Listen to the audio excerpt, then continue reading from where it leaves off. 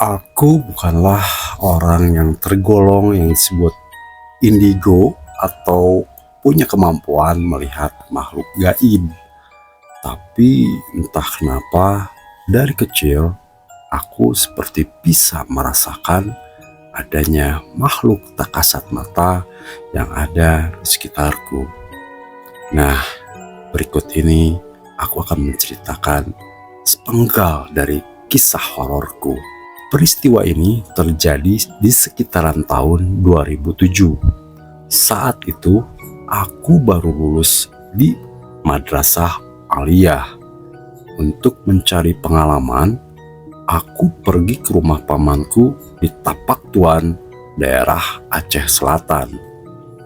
3 bulan aku di sana, kemudian pamanku berencana pindah kontrakan untuk mencari suasana baru. Tak lama berselang, akhirnya kami pun pindah. Rumah yang sekarang kami tempati ini tergolong sangat tua, terdiri dari 2 lantai dan setiap lantainya hanya ada 1 kamar yang ukurannya menurutku terlalu besar, sekitar 6 kali 6 meter. Sudah puluhan keluarga mungkin pernah ngontrak di rumah itu sebelum kami. Hari pertama kami melakukan bersih-bersih sebelum pindah. Sebenarnya aku sudah bisa merasakan ada hawa yang lain di rumah itu. Tapi aku enggan untuk mengatakannya pada pamanku.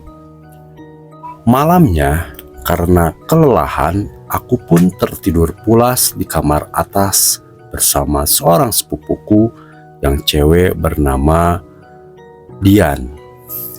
Usianya hanya terpaut 2 tahun di bawahku.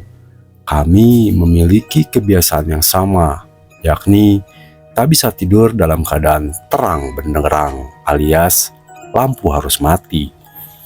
Jadi kami tidur dengan mematikan lampu kamar sehingga menjadikannya gelap gulita. Gangguan dari makhluk itu langsung aku rasakan. Di antara sadar dan tidak, aku melihat sesosok tinggi besar yang tengah berdiri di sudut tangga. Karena kebetulan pintu kamar belum tertutup. Sosok itu berpostur tidak wajar dengan mata merah menyala dan rambutnya yang gimbal. Sosok itu terus menatap ke arahku. Sontak aku ketakutan dan bermaksud membangunkan Dian. Tapi tubuhku tak mampu bergerak. Suaraku juga tak bisa keluar. Padahal aku sudah berteriak. Tapi justru suaraku hanya tercekat di tenggorokan saja. Alhasil aku hanya bisa pasrah dan berdoa sambil memejamkan mata dan sesekali melihat ke arah makhluk itu, berharap makhluk itu sudah tak ada. Beberapa saat kemudian, akhirnya makhluk itu benar-benar lenyap dari pandanganku, bersamaan dengan berakhirnya ayat kursi yang aku baca. Aku pun bisa bernapas lega. Aku lalu membaca doa sebelum tidur dan melanjutkan tidurku kembali. Siangnya, aku melanjutkan rutinitasku seperti biasa dan menganggap itu hanya bentuk perkenalan dari makhluk tak kasat mata yang lebih dahulu menempati rumah ini sebelum kami. 3 minggu berselang, aku tak lagi mengalami gangguan. Sampai pada suatu hari, kebetulan hari itu kami berwisata ke air terjun dan sampai di rumah saat menjelang maghrib. Kami pun mandi secara bergantian. Aku mendapat giliran terakhir karena kebetulan hari itu mengalami masa datang bulan. Jadi aku mengalah karena yang lain mengejar waktu maghrib, sedangkan aku sedang tidak sholat. Aku pun mempercepat mandiku karena memang aku tak pernah mandi saat maghrib, apalagi dalam keadaan kotor seperti itu, di mana saat-saat seperti itu rentan dengan gangguan makhluk gaib. Saat aku hendak memakai handuk, samar-samar aku mendengar seseorang memanggil namaku. Awalnya lirih dan kupikir itu suara sepupuku yang cewek. Tapi ketiga kalinya benar-benar jelas bahwa itu bukan suara sepupuku. Karena penasaran, aku pun menyahuti panggilannya. "Siapa ya?" "Ini aku, Desi." "Ada apa?" tanyaku. Tapi sudah tak ada sahutan lagi. Aku pun bergegas mengenakan handuk dan keluar sambil berpikir, siapakah Desi itu? Apa temannya Dian? Sampainya di kamar, aku pun bertanya pada Dian yang baru selesai sholat. Apakah ada temannya atau saudara yang bernama Desi yang datang? Dia pun heran dan menjawab, "Nggak ada." Aku lalu menceritakan peristiwa di kamar mandi tadi. Malah dia yang ketakutan. Kak, logikanya ya ini maghrib. Nggak mungkin ada orang yang berkunjung, karena kurang sopan dong berkunjung ke rumah orang pas waktu maghrib. Terus kakak lihat nggak tulisan itu? Tunjuk Dian ke arah jadwal pelajaran yang ditempel di sudut langit-langit, tapi sudah kelihatan sangat usang. Aku pun heran, ada apa sebenarnya sama jadwal itu? Jadwal pelajaran maksudku. Aku mencoba melihat tulisan di bawahnya, di luar tabel mata pelajaran itu. Aku pun melihat ke sudut tabel mata pelajaran tersebut, dan ternyata di sana tertulis nama Desi, dan tepat di atas tabel tertulis jadwal pelajaran kelas 3 IPS tahun 1996-1997. Apa? Aku terhenyak. Spontan, Dian pun merapat ke arahku sambil merangkul lenganku erat-erat. Tapi segera aku menguasai keadaan. Kamu ini kayak orang tak punya iman saja. Masa habis sholat toh? Masa takut sama yang gituan? Takut tuh sama Tuhan, bukan sama hantu. Ucapku sambil tersenyum berusaha mencairkan suasana. Walaupun sebenarnya bulu kuduku juga merinding. Keesokan harinya aku berusaha mencari tahu kepada tetangga tentang seorang anak yang bernama Desi.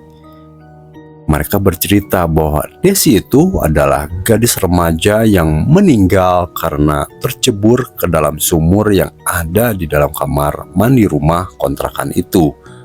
Mereka malah heran, kenapa aku bisa tahu nama Desi? Aku hanya menjawab karena membaca tabel mata pelajaran di kamar atas, jawabku. 2 hari berselang, waktu menunjukkan pukul 4:30 sore. Saat itu aku baru bangun dari tidur siang, karena kebetulan hari itu hari libur. Jadi aku sedikit santai. Aku berniat mengambil minuman ke dapur.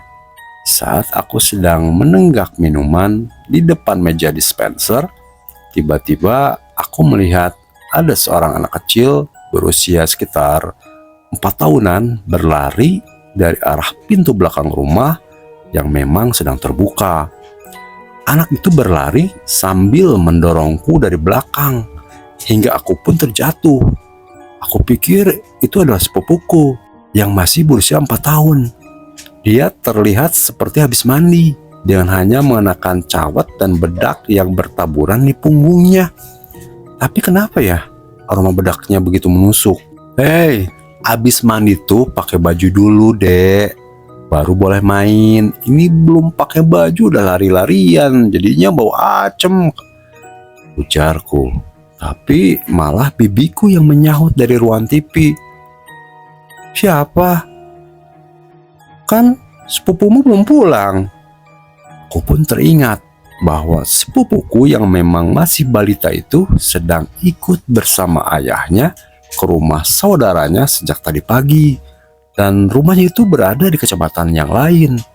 Waduh, ada apa lagi nih, gumamku.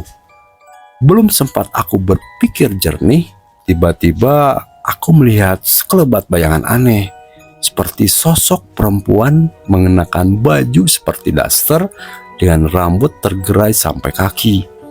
Bayangan itu seperti melayang dengan ringannya, namun kemudian melesat dengan cepat ke arah ruang tamu. Melihat itu, aku langsung beristighfar berkali-kali. Entah kenapa, perasaanku mulai tak enak.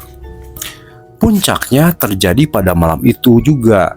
Saat aku mulai terlelap, tiba-tiba aku terjaga karena melihat sepupuku yang masih kecil yang berlari-lari sambil tertawa di dalam kamarku.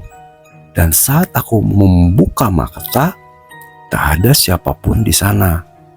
Dan sengaja aku tak ceritakan ini pada sepupuku yang tidur sekamar denganku, karena aku yakin dia pasti ketakutan.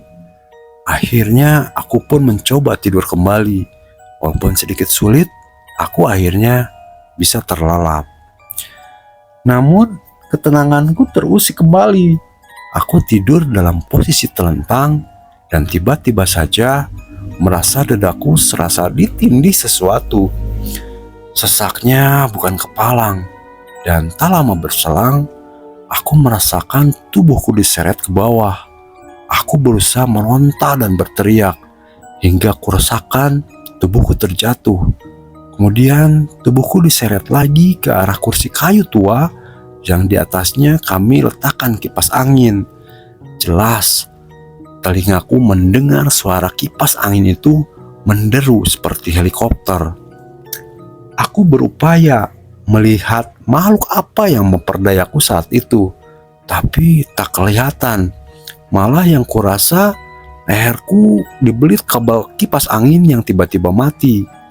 Aku merasa makhluk itu makin keterlaluan. Aku pun mulai membaca ayat kursi. Hingga tak lama kemudian, aku mencium bau gosong dan tubuhku terasa ringan. Aku langsung tertidur di bawah kursi tua itu dengan kondisi leher yang terlilit kabel kipas angin. Pagi-pagi sekali, aku merasakan pipiku ditepuk-tepuk. Begitu ku buka mata, ternyata itu bibiku. Tiba-tiba aku sudah ada di tempat tidur lagi dan langsung istighfar. Bibiku berkata bahwa ia yang mengangkatku dari bawah kursi dan melepaskan lilitan kabel di leherku.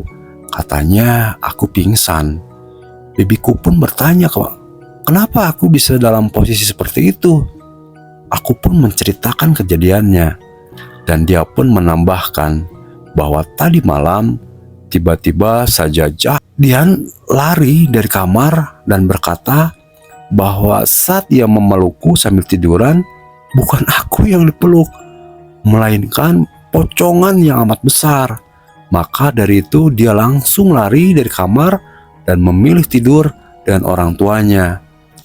Siangnya kami mendatangkan seorang ustadz ke rumah dan tujuan membersihkan rumah itu agar kejadian yang nyaris membunuhku semalam tidak terjadi lagi. Kami mengadakan pengajian dan mengundang para tetangga di pengajian itu. Dan mereka juga kami mendengar bahwa di kamar tempat aku dan Dian tidur itu pernah ada seorang wanita yang meninggal karena melahirkan. Dan katanya lagi, arwah wanita itu sempat meneror kampung tersebut selama 40 hari. Tapi sekarang sudah tidak lagi. Pak Ustadz menyarankan pada kami bahwa kami harus sering membacakan surat Yasin di rumah itu. Aku juga dianjurkan untuk tidak mematikan lampu saat tidur. Semenjak kami sering membacakan surat Yasin sehabis sholat, aku tak pernah lagi mendapatkan gangguan dari makhluk halus di rumah itu. Dan mungkin buat kalian yang masih kos atau lagi kontrak rumah, apa kalian sudah ngecek dulu atau udah nanya-nanya cerita di balik kosan atau kontrakan kalian yang kalian sewa itu? Ada cerita apa? ada cerita horor apa yang mungkin kalian nggak pernah tahu asal-usul kos atau kontrakan yang kalian sewa itu. Hati-hati, mungkin kalian juga akan dihantui. Terima kasih yang sudah mampir, terima kasih yang sudah subscribe, supportnya terima kasih banget. Yang belum subscribe silahkan subscribe, itu gratis. Terus terima kasih juga yang sudah like, yang sudah komen, yang udah share juga, terima kasih banyak atas supportnya. Dan jangan lupa bahwa kita hidup di dunia ini tidak sendirian. Kita benar-benar berdampingan sama mereka yang tak kasat mata. Dan masih banyak hal-hal di luar nalar yang mungkin tidak bisa dipecahkan secara logika. Sampai ketemu lagi di cerita-cerita horor seram lainnya hanya di Jurnal Horor. Salam horor.